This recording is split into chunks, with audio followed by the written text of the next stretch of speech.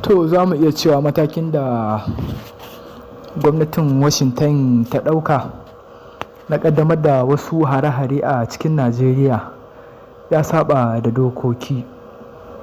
Ko da a ce gwamnati ta ba da damar a kawo hare-haren. Masu sharhi kamar irin su Bula Mabukarti sun fitar da wata sanarwa inda suka bayyana cewa matakin gwamnatin Amurka na kawo hari zuwa cikin Najeriya ya saɓa da doka.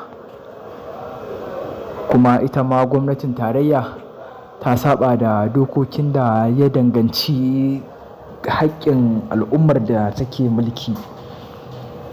Masu sharhi dai daban-daban sun bayyana cewa matakin ya nuna da cewa gwamnati idan za ta yi abu kai tsaye za ta yi ba tare da sanar da 'yan ƙasa ba.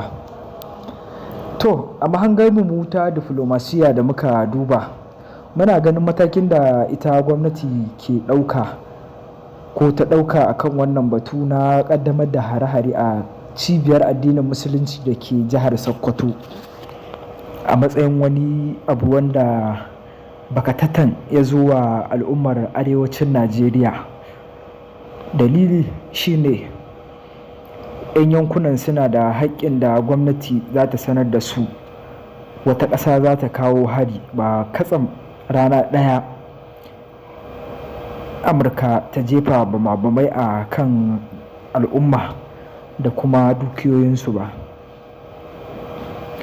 Idan har gwamnatin Najeriya tana ikirarin daƙile matsalar tsaro, akwai abubuwan da suka gallabi arewacin Najeriya musamman mayakan Boko Haram a jihar Borno. Ya kamata a ce ita gwamnati ta miƙa kai bori ya hau ga ikirarin Amurka na kawo ɗauki a cikin Najeriya. Alal misali yadda 'yan Boko Haram suka gallabi jihar Borno, wanda daga sanadiyar Boko Haram wa'innan ƙungiyoyi na ta'addanci suka gallabi arewa maso gabas na tarayyar Najeriya.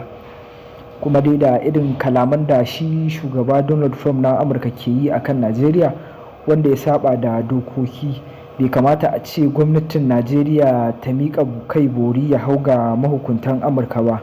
Ya kamata a ce dukkanin wani irin hare-hare da gwamnati za ta ba da umarni ga wata ƙasa ta kawo, ya kamata a ce an sanar da al'ummar da ke yankunan domin su kwana da sanin hare-hare, ba lokaci ɗaya a ce gwamnati ta kawo hari ba. Hakan yana nufin gwamnati na yin karan tsaye ga 'yancin al'ummar da take mulka. Ku ci gaba da kasancewa da mu domin sake dubo muku batutuwan da ke ci gaba dai da yamutsa hazo a Najeriya.